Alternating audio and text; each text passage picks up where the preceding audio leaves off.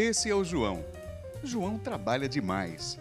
Não tem horários, não é bem remunerado e por isso vive estressado. Ele queria ter um pouco mais de tempo livre, ter um bom salário. Seu sonho é ter qualidade de vida. Um dia ele encontrou Camila, uma amiga dos tempos de colégio. Camila falou que tinha acabado de passar em um concurso público e estava feliz da vida. João, naquele momento, viu a possibilidade de ter estabilidade. Mas por onde começar? João não sabia nem como estudar. Camila então apresentou a João o SERS. Mostrou que ele podia estudar em casa, organizar seus horários e aprender tudo o que os novos concurseiros precisam saber. João então deu partida no Começando do Zero. Ele aprendeu o beabá dos concursos e correu atrás. Hoje João se deu bem, conseguiu a tão sonhada estabilidade e anda rindo à toa.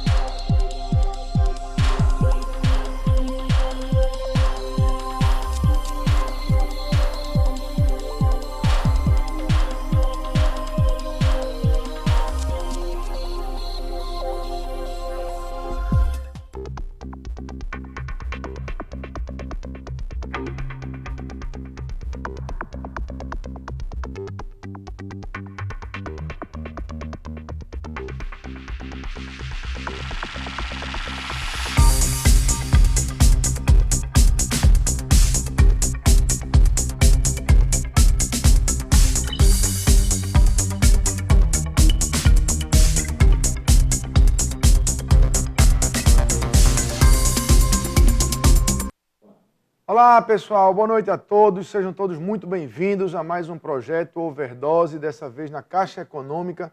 Você que vai prestar o concurso aí, e que está se preparando nessa reta final, importantíssimo acompanhar aqui todas as dicas, toda a revisão que a gente vai trazer aqui dos pontos indispensáveis do edital, e a gente vai estar aqui nessas próximas horas tratando com vocês sobre a disciplina de raciocínio lógico e de matemática. Eu sou o professor Jairo Teixeira e para mim vai ser um imenso prazer estar aqui compartilhando com vocês tudo aquilo que é indispensável para a prova, ok? A gente vai iniciar com a disciplina de raciocínio lógico e na sequência a gente vai fazer a revisão de matemática, beleza? Eu trouxe aqui de início os pontos do edital para que a gente possa discutir sobre o que é que a gente imagina, o que é que o edital trouxe de fato de conteúdo e depois, em cima de algumas questões escolhidas, a gente vai discutir aqui esses principais pontos, ok? Então acompanhe aí na tela, por favor. Veja aí os conteúdos de raciocínio lógico. O CESP dividiu, de fato, isso aí, raciocínio lógico e matemática. E colocou no pacote de raciocínio lógico, em primeiro lugar, os princípios do raciocínio lógico. Opa, o que é isso, Jairo? Princípios de raciocínio lógico. Aquela parte da lógica qualitativa, que engloba os conectivos lógicos, todos aqueles operadores, os diagramas lógicos, aqueles que representam as expressões quantificadoras, e a lógica de argumentação. Isso aqui muito recorrente nas provas de concurso público. Então, essa primeira parte aqui trata da lógica qualitativa. Depois ele colocou interpretação de informações de natureza matemática. Bom, aqui é difícil a gente prever, o que é que a banca vai colocar. Isso é um item que normalmente não aparecia nos editais do CESP, apareceu recentemente numa prova, e o que foi que o CESP colocou? Colocou uma questãozinha aí que envolvia um raciocínio de múltiplos ou divisores nos nossos cursos preparatórios aqui. A gente resolveu essa questão, não sei se você está lembrado, ela tinha 3 reloginhos, marcava os tempos e a bolinha saía do ponto A para o ponto B e voltava de B para A, e outra bolinha de A para C e voltava de C para A, enfim. Era um problema de múltiplos. era isso que ela chamava lá de natureza matemática.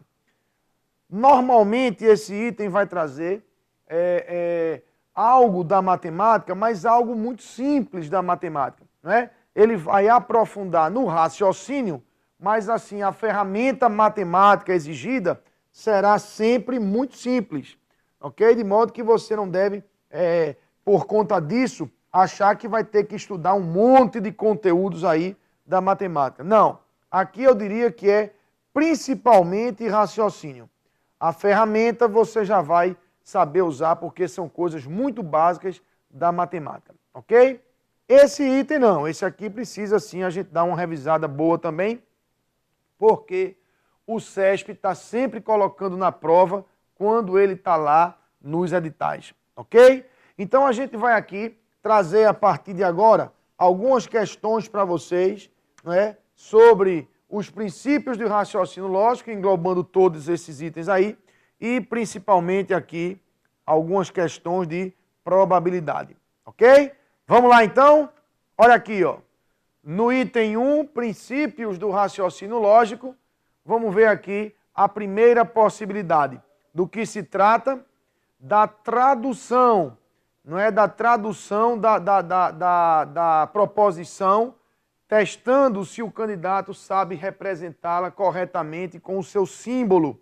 O CESP vem repetindo muito esse tipo de questão em suas provas e exige que vocês organizem bem a proposição composta, mas fundamentalmente que vocês traduzam corretamente cada quantificador, ou cada operador lógico com o seu respectivo símbolo.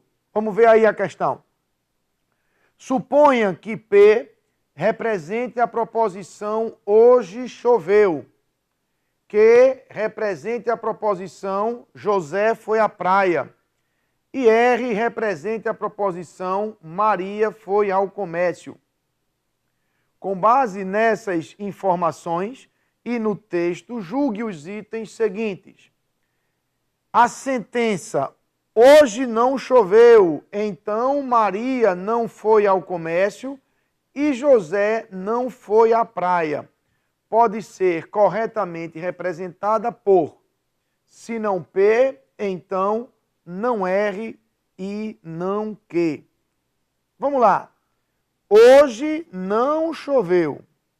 Ora, se ele chamou a proposição hoje choveu de proposição P, é claro que hoje não choveu vai ser não P, não é? Não P. Lembrando que essa cantoneirazinha aqui é o símbolo para negação, para o não. E que pode aparecer também como um tio, não é? Tanto faz. O CESP prefere a cantoneira, usa com mais frequência a cantoneira, mas já usou em algumas provas o tio também. Então, hoje não choveu. Observe que aqui, no início, tem um se implícito, não é? Eu sei que tem por conta desse então.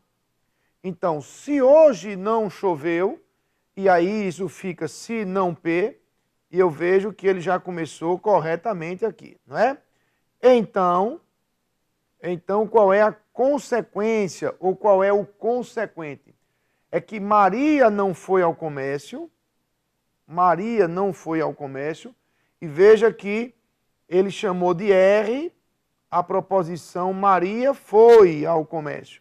Então, Maria não foi ao comércio seria não R, e está aqui o símbolo da conjunção, o I, perfeitamente representado. José não foi à praia. Ora, José foi à praia, ele representou pela letra Q. Então, José não foi à praia seria não Q.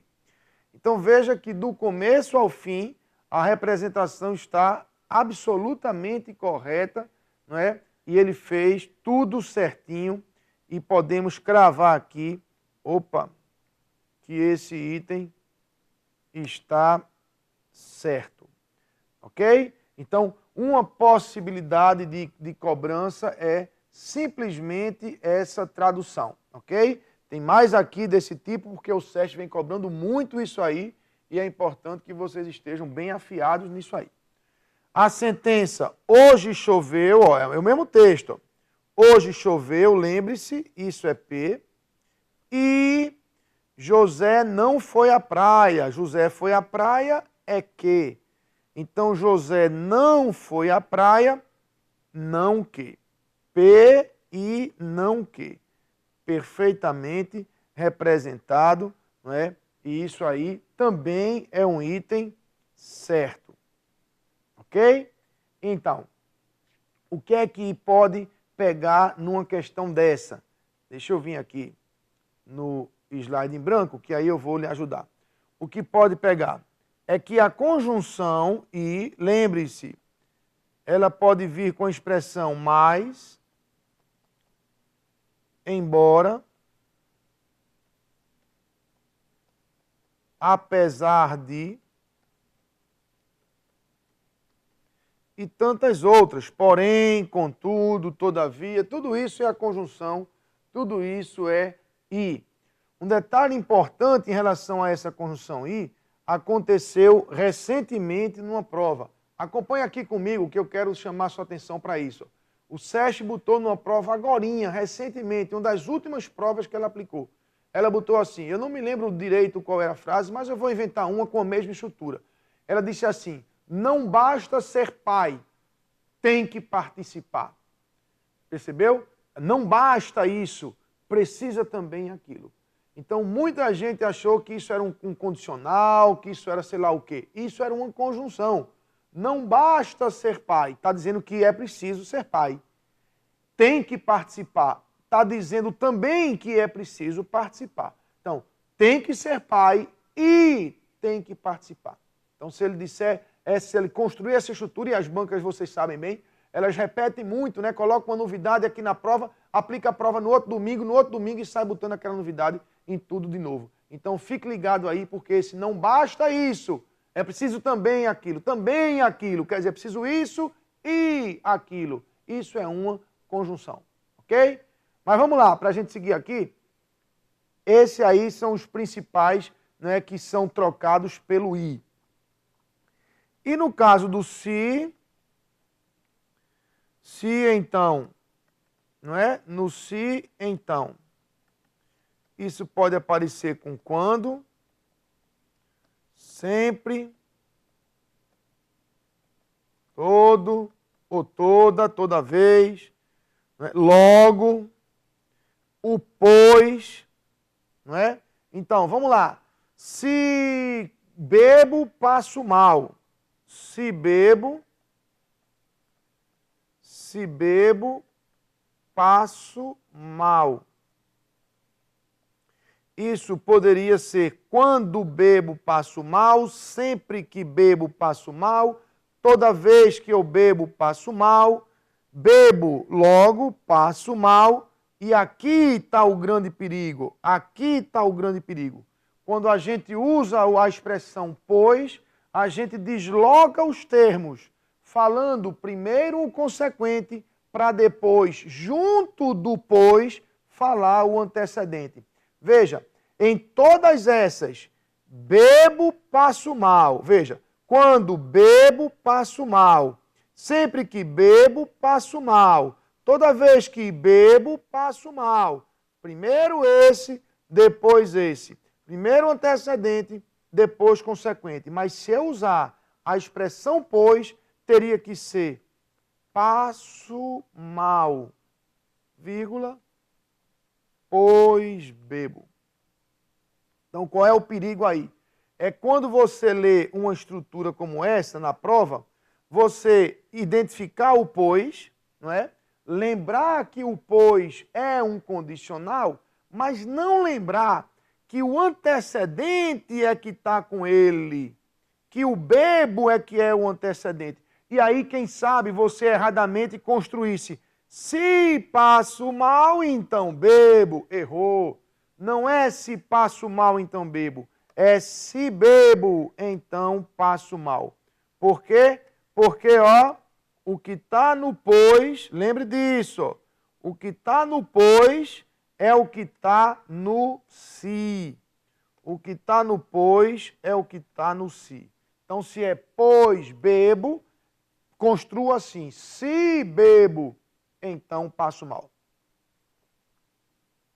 Ok? Então, são maneiras da banca tentar lhe enganar em relação a essas traduções. Olha aqui, mais uma.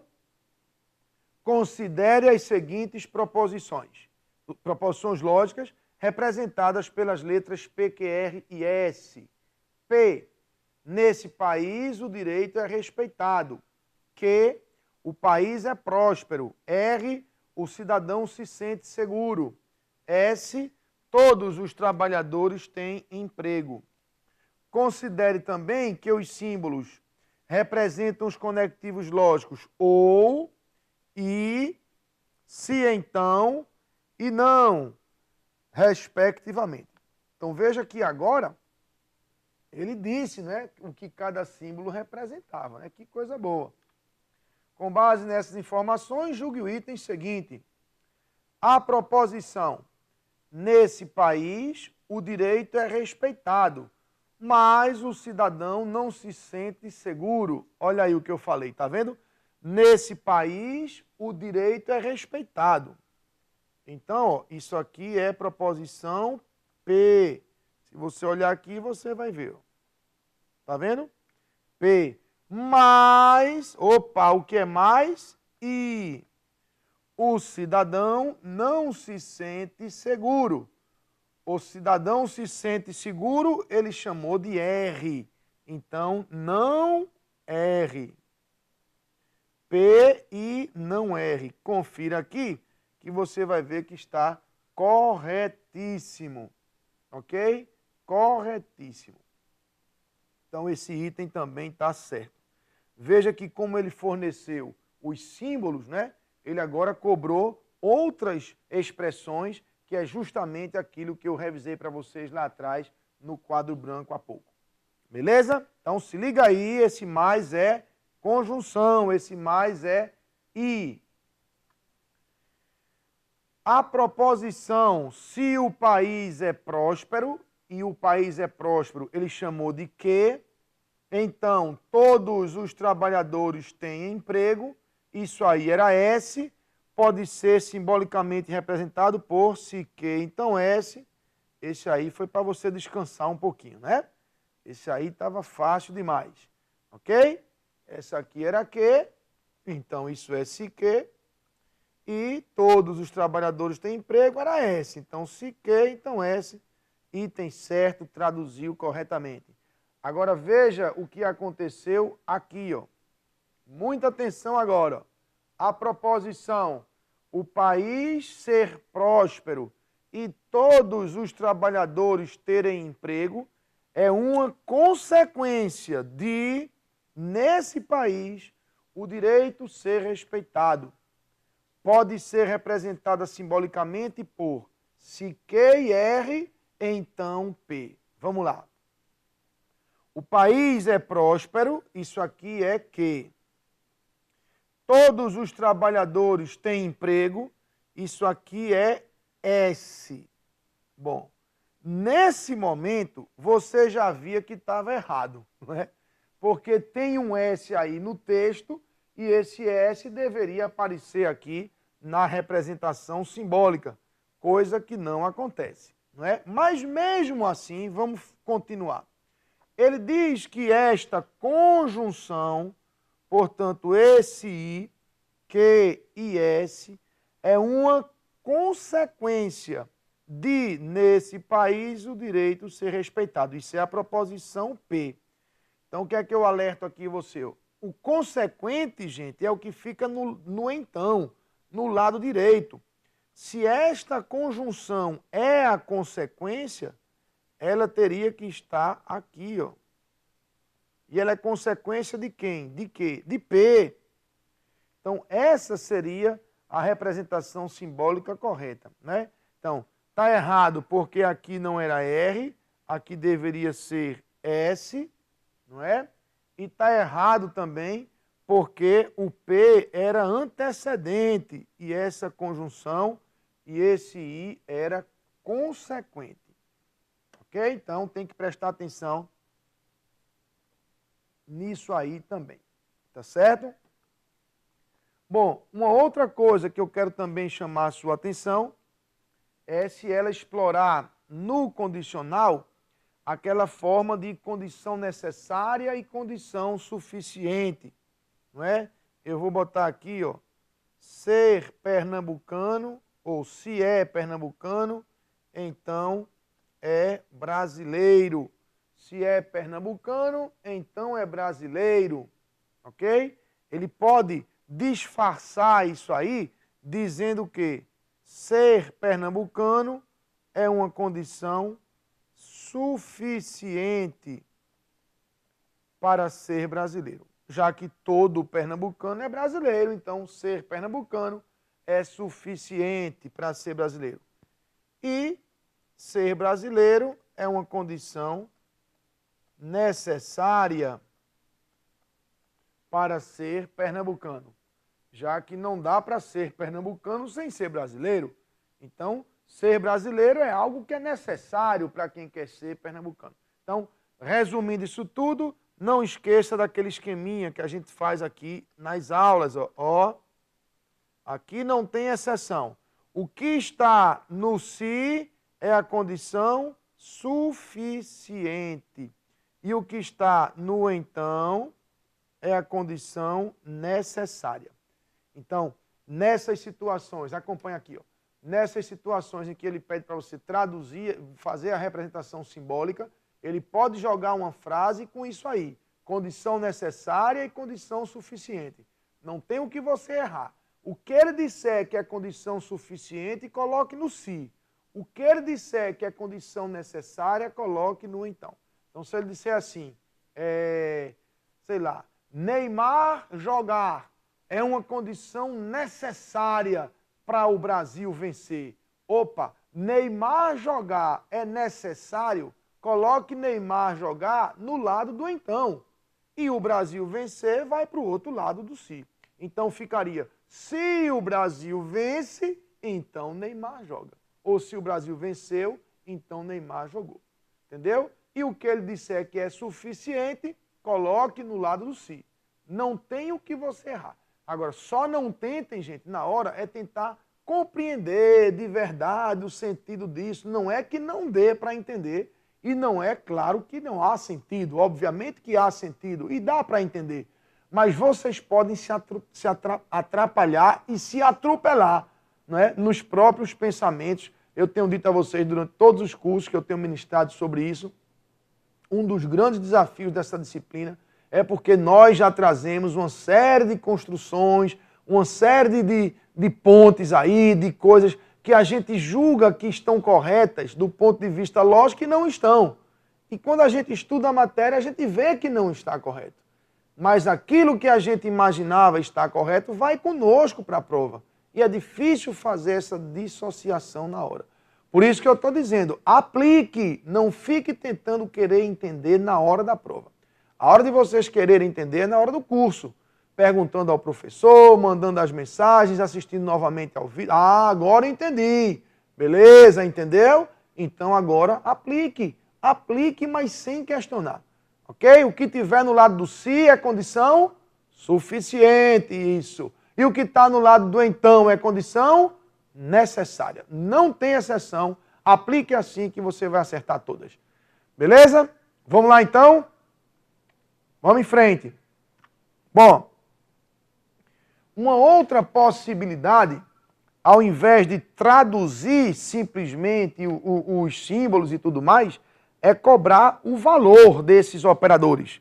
Não é cobrar de vocês aí quando é que dá V, quando é que dá F. Veja que nada disso esteve presente nas primeiras questões, nessas questões de representação simbólica. Agora você vai ver que a gente vai precisar saber se a proposição é V ou é F. Vamos ver? Considere que P, Q e R sejam proposições lógicas e que os símbolos representem, respectivamente, os conectivos ou, e, implica e negação. Esse implica, ele está se referindo ao se então. as proposições são julgadas como verdadeiras ou como falsas. Bom, ele fez aí uma breve revisão, né, dos operadores e daí dos princípios da lógica. Com base nessas informações, julgue o item seguinte relacionado à lógica proposicional. Vamos lá. A última coluna da tabela verdade abaixo corresponde à proposição se P e Q, ou se P e R, então Q. Olha aí, outro tipo de questão que o CESP vem botando muito em suas provas recentíssimas. Construção de uma tabela verdade. Não é? Você construir a tabela e ele afirma, essa última coluna corresponde a essa proposição. Se P e R, então Q. E aí a gente vai ter que construir primeiro essa coluna intermediária para depois fazer aqui o condicional. Então agora não adianta saber só a simbologia e nem essas outras expressões alternativas, você tem que saber e dominar o sentido lógico de cada operador. Vamos lá. P e R, vamos fazer aqui, ó, P e R. Aqui temos uma conjunção, não é um I. Vamos lembrar aí, como é o sentido lógico do I? Para que o I produza um valor verdadeiro, todas as partes conectadas deverão ser verdadeiras, não é? Agora, cuidado porque é P e R, você tem que olhar para esta coluna e esta coluna, ok? Veja aí onde é que você tem ambas verdadeiras. Temos aqui,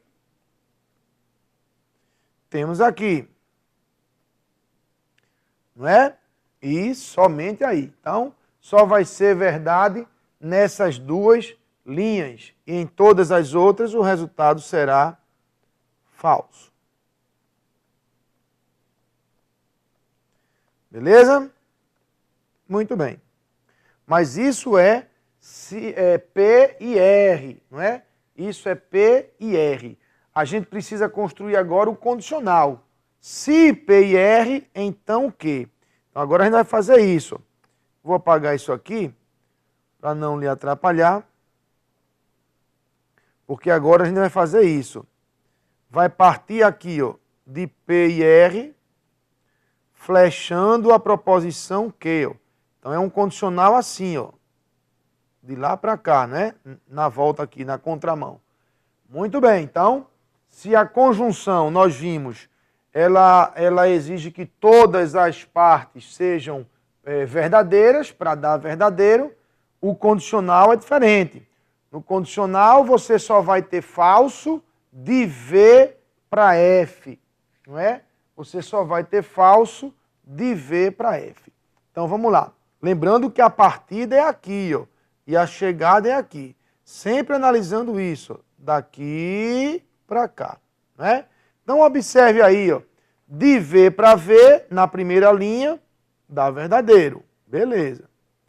De F para V, ó, de F aqui para V aqui, ó. Ok? Dá verdadeiro. De V para F aqui, dá falso. Ok?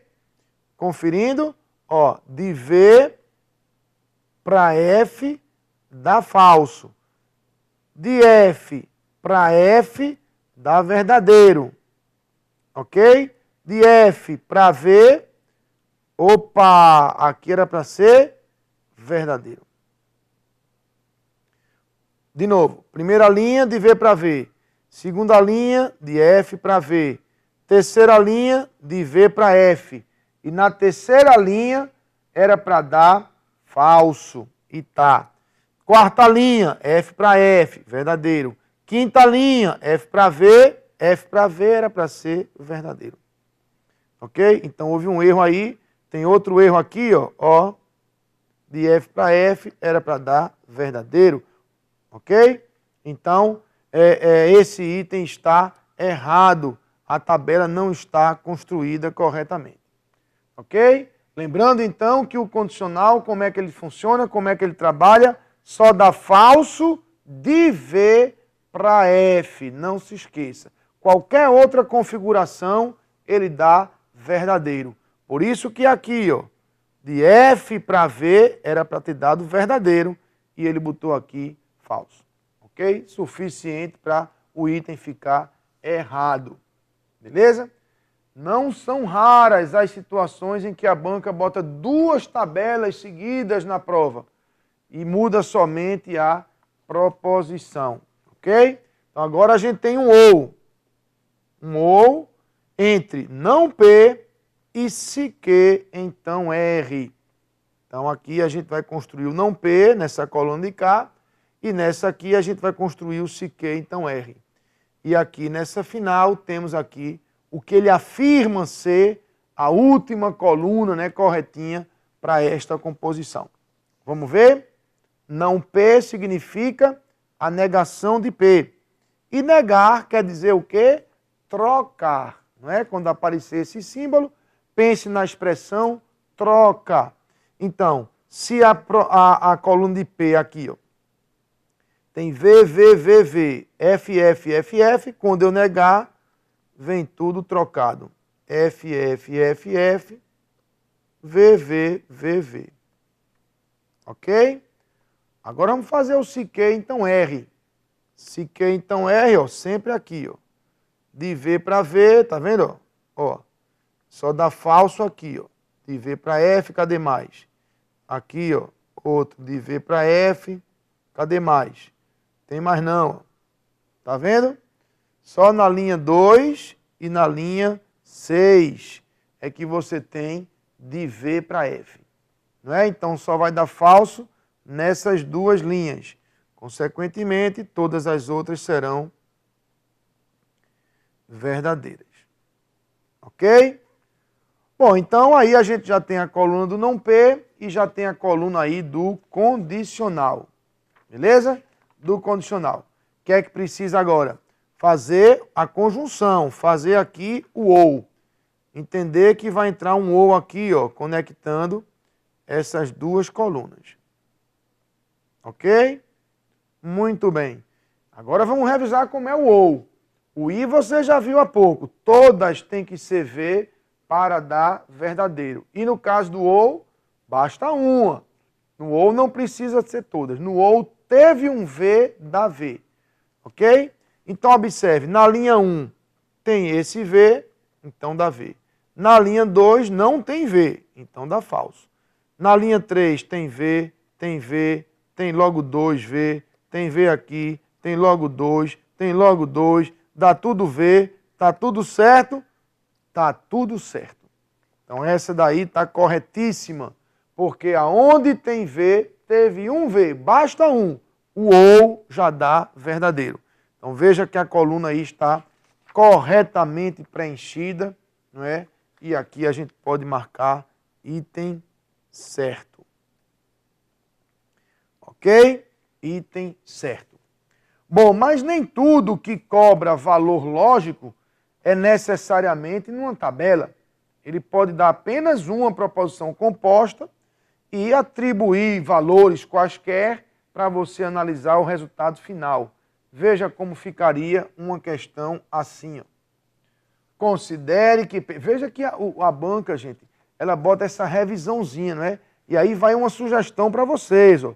Na prova, façam uma leitura dinâmica, quase que superficial disso aí, porque muitas vezes isso aí está dizendo aquilo que você tem que saber, não é? E não tem nenhuma informação, ou não deve ter nenhuma informação aí que você já não saiba. Aliás, você vai estar em cima da prova, não é? Fazendo a prova. Já pensou? Olha o que diz aí, ó. Considere que P e Q sejam duas proposições que podem compor novas proposições por meio dos conectivos lógicos. Olha aqui o CESP usando o tio, tá vendo? Não, e, ou, e, se, então, respectivamente. Considere ainda que a negação de P, lê-se não P, será verdadeira quando P for falsa e será falsa quando P for verdadeira. A conjunção de P e Q, lê-se P e Q, somente será verdadeira quando ambas forem... Está vendo? Ele faz uma revisão, a disjunção, o ou, não é? Somente será falsa quando as duas forem falsas, claro, porque se tiver um V, já dá V. Então ele faz uma revisão, não é? É quase que uma questão com consulta, não é? Olha aí, ó. Condicional só dá falso somente quando P for V e Q for F, tá vendo? Considere, por fim, que a tabela verdade de uma proposição expresse todos os valores lógicos possíveis para tal proposição em função dos valores lógicos das proposições que a compõem. Com base nesse conjunto de informações, julgue o item seguinte. Ou seja, ele gasta um bom pedaço do seu preciosíssimo tempo para dizer coisas que você tem que saber, não é?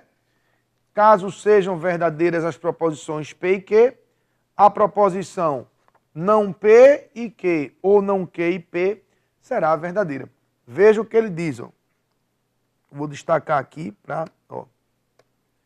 Caso sejam verdadeiras as proposições P e Q. Então, a gente não vai agora construir tabela, não é? Afinal, ele está trabalhando com um único caso. Qual é o caso que ele está trabalhando? O caso em que elas são verdadeiras. Então, está aí a proposição e a gente vai imaginar que elas sejam verdadeiras. Então, ó, se P e Q são verdadeiras, acompanhe comigo aqui. Ó. O não P seria falso. O não Q também seria falso, né? Porque quando a gente nega uma proposição verdadeira, ela vai lá ficar falsa. Agora, tanto o P quanto o Q seriam verdadeiras, como ele está indicando, não é? Então, teríamos isso aí. No lado esquerdo, a gente tem um I, uma conjunção, com uma parte falsa e outra verdadeira. Ora, o I, para dar verdade, exige que todas sejam verdadeiras. Não é o caso, então esse I está falso. E aqui, a mesma coisa. Um outro I, não é? E não temos as duas verdadeiras. Então esse I também está falso. No todo, a gente tem uma disjunção, portanto, um ou, não é? E no ou basta um verdadeiro, pelo menos um. Não temos. Temos falso ou falso. E nesse caso, falso com falso, no ou dá o quê? Dá falso. Não é? Ele afirmou que, nesse caso, em que elas seriam verdadeiras, não é? Essa proposição seria verdadeira também. Está errado porque a proposição que ele traz ficaria falsa e não verdadeira. De modo que você não precisa ter uma tabela verdade para cobrar os valores. A tabela é uma forma. Outra forma é assim. Ele dá a proposição já representada na sua simbologia e diz, ó, suponha aí que essa é V e essa também, ou suponha esses valores. Você lança os valores que ele mandou supor e vê o que é que dá no final. Ok? Uma outra possibilidade ainda é quando ele dá em texto. Ao invés dele dar assim, ó, já representado, já traduzido bonitinho, ele dá contextos, ele dá frases para você analisar. Vamos ver? Olha aí. Ó. Considere que a proposição o professor Carlos participou do projeto ou a aluna Maria é eleitora, seja falsa. Nesse caso, a proposição se o professor Carlos participou do projeto, então a aluna Maria é eleitora, será verdadeira. Não é? Veja que, eu fico imaginando, né? Uma pessoa que não estudou isso, não sabe dos conectivos, não sabe como funcionam os operadores, vai ter muita dificuldade em fazer uma prova de raciocínio lógico. Não é? Porque ela vai, em vários momentos, jurar de pé junto que está acertando a questão e quando for olhar o gabarito ela errou. E quem sabe esse aí não seja um exemplo, não é? Vamos lá. Considere que a proposição o professor Carlos participou do projeto ou a aluna Maria é eleitora. Então, considere que essa proposição seja falsa. Ora, se a proposição é falsa e a proposição é uma disjunção, é, portanto, um ou, raciocine aí, ó, dentro do sentido lógico da disjunção, como é que um ou fica falso? Isso, com todos os dois falsos, não é isso? Falso, falso. Porque lembre-se que no caso do ou, basta um V para dar V. Ok? Então, o professor Carlos participou do projeto seria falso e a aluna Maria leitora também seria falso. Só assim esse ou seria considerado como falso. Ok? Beleza. Aí ele traz, nesse caso, em que as duas seriam individualmente, né, duas proposições falsas, ele monta outra proposição. Qual seja, se o professor Carlos participou do projeto, isso é falso. Daqui, não é? Então, a aluna Maria é leitora. Isso é falso também. Então, ele diz que esta daqui será uma proposição verdadeira. De fato será. Por quê? Porque um condicional só dá falso de V para F. E nós não temos aí de V para F. Temos o quê? Não interessa. Se não é de V para F, já não é falso. Então é verdadeiro. Ok? E aí o item está correto. Beleza? Então, ele pode também tratar desse jeito. Ok? Bom, gente, esse aí são algumas hipóteses, né, de cobrança de questões nessa parte dos conectivos, dos princípios da lógica, a representação simbólica, né, a exigência das expressões, aquelas alternativas, o mais, o embora, o quando, a condição suficiente e tudo mais, e os valores. Né, você saber como é que funciona aí os valores lógicos de cada operador, que pode vir numa tabela para preencher, pode vir numa expressão já representada ou pode vir numa expressão em texto para você representar, como a gente fez aqui. Ok? Muito bem. Mas avançando ainda nesse capítulo 1 dos princípios do raciocínio lógico, a gente vai encontrar os argumentos, ou a lógica de argumentação. E aí a gente precisa separar com muita clareza os dois tipos de argumentos. Aqueles que serão resolvidos, aqueles que serão analisados e considerados com os diagramas lógicos e aqueles outros que serão tratados com a representação de seus operadores. Como é que a gente identifica isso aí? Vamos lá. Se o argumento vier com expressões quantificadoras, quais são? Todo, algum, nenhum. Se o argumento é construído com isso, a gente vai usar os diagramas. E se o argumento é construído com se então, com i, com ou, a gente vai usar a representação simbólica desses operadores. Tá certo? Eu trouxe aqui alguns exemplos de cada um para a gente poder identificar e aplicar. Vamos ver? Acompanhe aqui na tela. Olha aí. Bom, antes de eu mostrar isso aí, enquanto eu estou lembrado, deixa eu só falar aqui, porque nos exemplos que eu trouxe, nem apareceu o ou e nem apareceu o se então. Vamos só lembrar, esse daqui, para dar verdade, como é que é? Somente uma pode ser V. Então, ó, assim e assim vai dar verdadeiro, ok? Mas se for falso, falso, ou verdadeiro, verdadeiro, vai dar falso. Tem que ter somente uma. E esse aqui, iguais da V. Iguais da V. Ok? Iguais da V. E diferentes, seja assim ou assim, nesse caso aqui vai dar falso. Ok? Então esse aqui, iguais da V, diferentes da falso. E esse aqui, para ser V, somente uma pode ser V. Somente uma. Beleza? Mas vamos lá então. Olha aqui. Um entrevistador obteve de um suspeito a seguinte declaração. Ora, se eu fosse um espião, então eu não amaria o meu país, pois eu amo o meu país ou sou um traidor da pátria, já que não é possível acontecer as duas coisas ao mesmo tempo. Agora, se eu não fosse um traidor da pátria, então eu amaria o meu país. Logo, eu não sou um espião e amo o meu país. Considerando a lógica sentencial apresentada, julgue o item subsequente. E ele vai dizer que o argumento do suspeito é um argumento válido. Bom, observe no texto que ele fala de se, então, se, então, não é?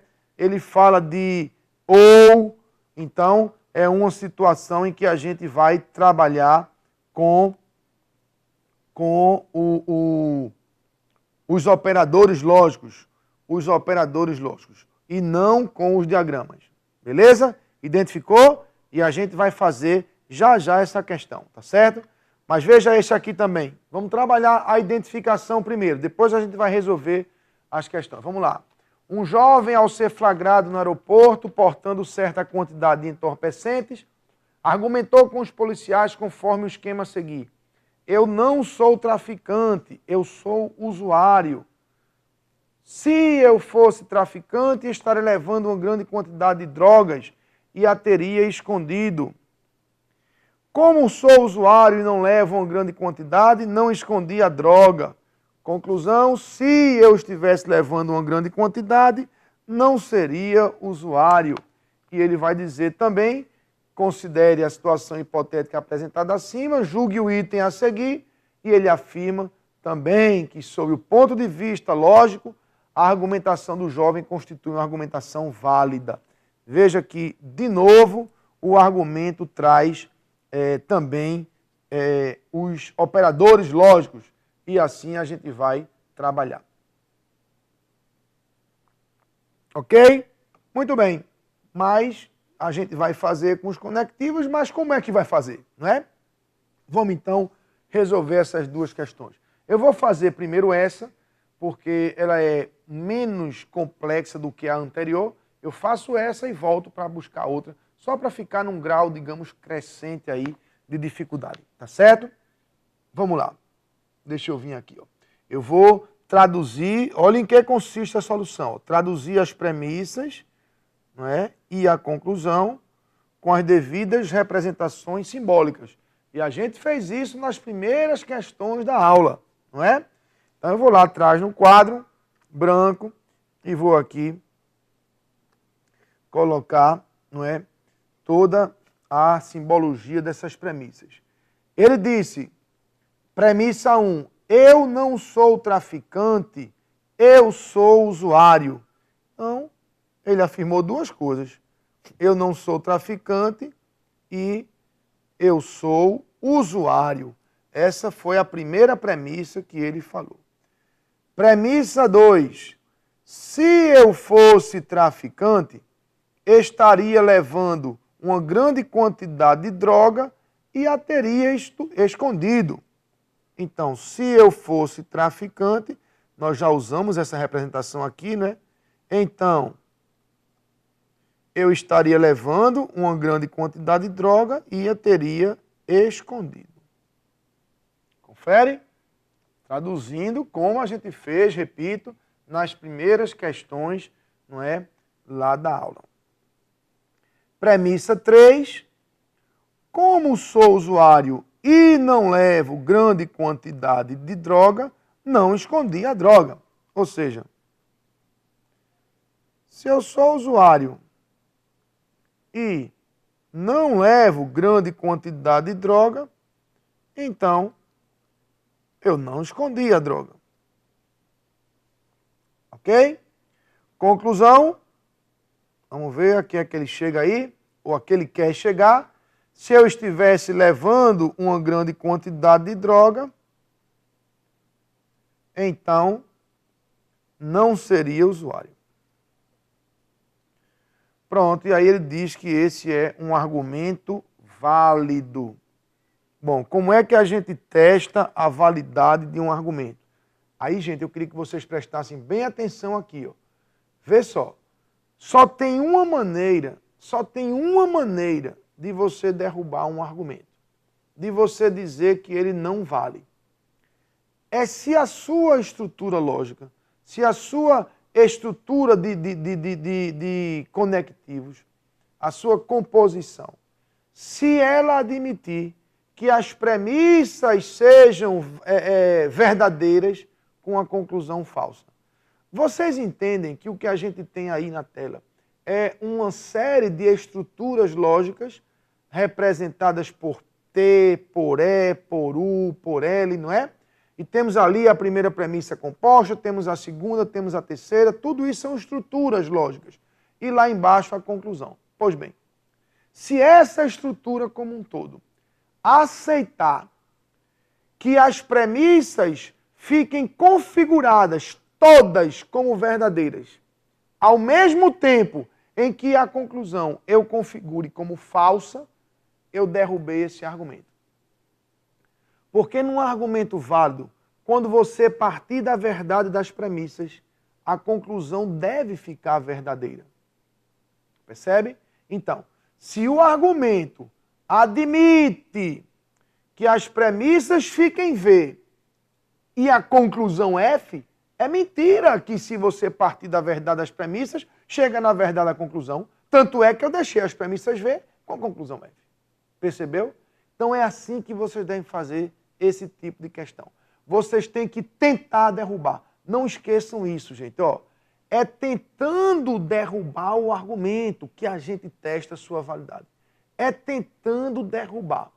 Entendeu? É como se você fosse analisar se um lutador de judô, sei lá, se o cabo é válido mesmo, se o cabo é rochedo mesmo.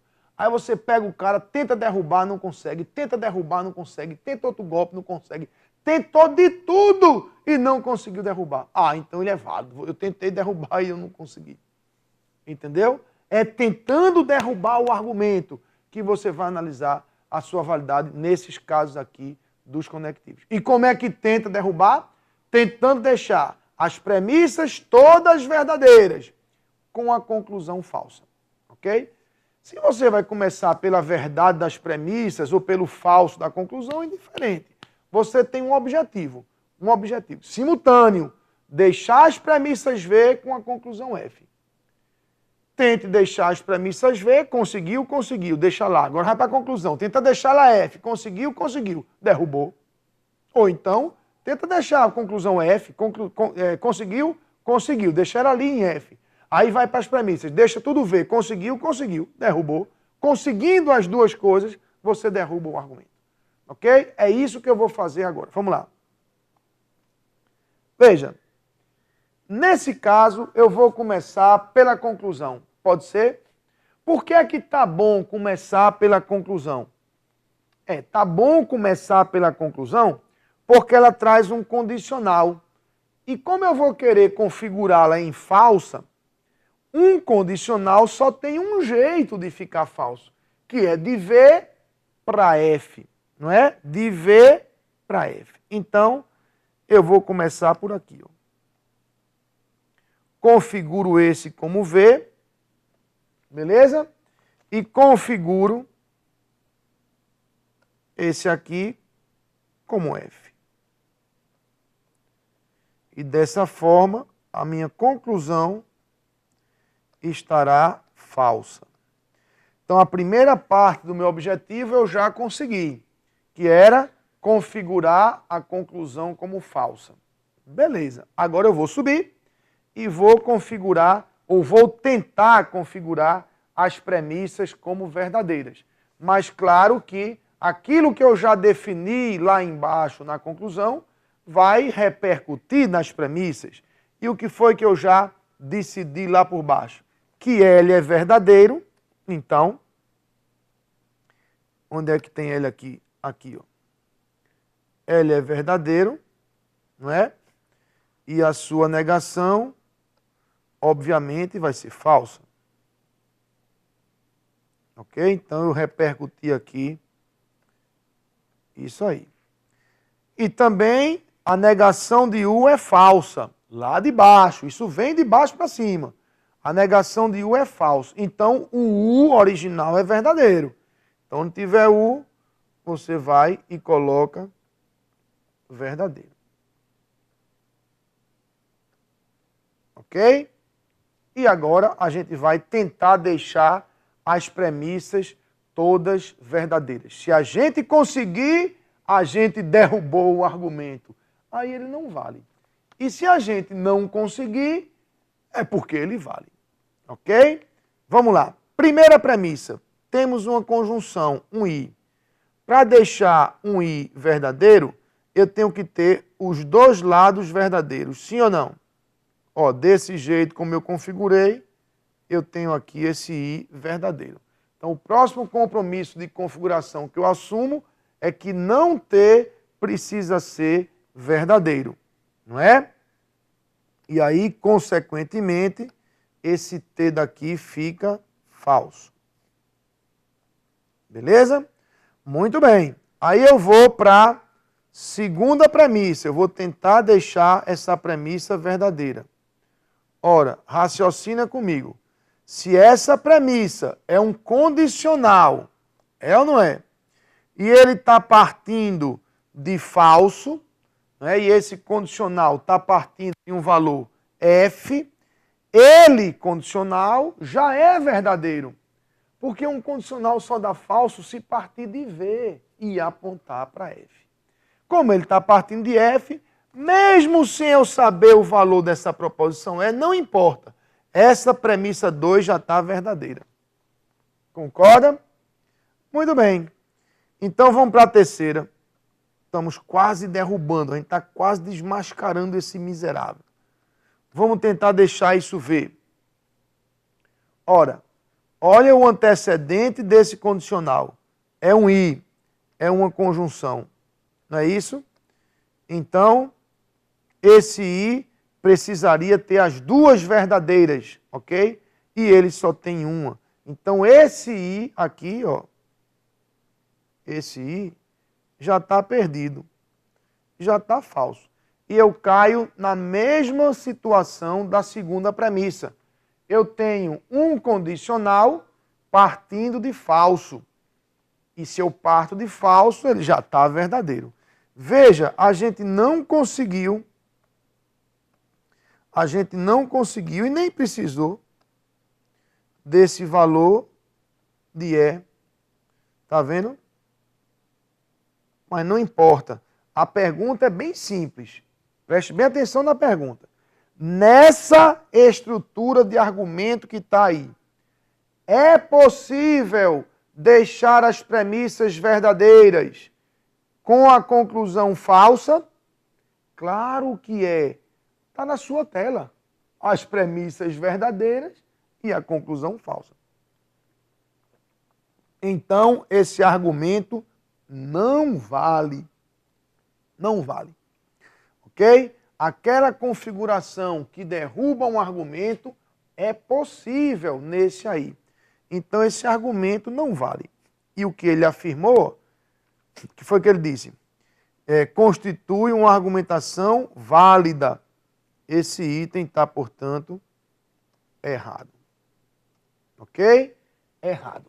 Então, é uma questão assim, ou são questões trabalhosas, não é? Sem dúvida, precisa muita atenção de vocês, mas é assim que a gente faz. E aí eu vou voltar para a gente fazer o outro, tá certo? Vamos lá?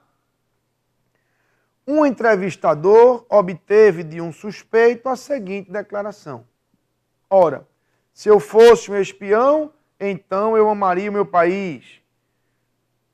Pois eu amo meu país ou sou um traidor da pátria, já que não é possível acontecer as duas coisas ao mesmo tempo. Agora, se eu não fosse um traidor da pátria, então eu amaria o meu país. Logo, eu não sou um espião e amo o meu país. Vamos ver se a gente consegue derrubar. Lembrando que na primeira premissa temos um se então, não é?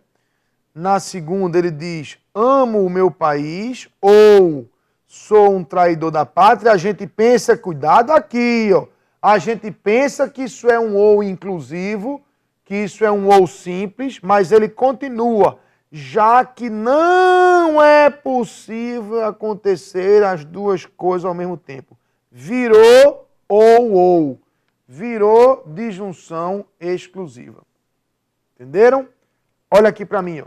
Se eu digo assim, ó, como ou bebo, e paro aí, como ou bebo, eu usei uma disjunção inclusiva, um ou. Mas se eu digo como ou bebo, vírgula, mas não as duas coisas ao mesmo tempo. Então a ideia final que eu dei foi ou como ou bebo. E a disjunção virou exclusiva. O que era ou, virou ou. Beleza? Vamos lá? E a terceira também é um se então. Se então. E a conclusão é um i, não é? Então vamos lá, vamos para a tela branca e eu vou aqui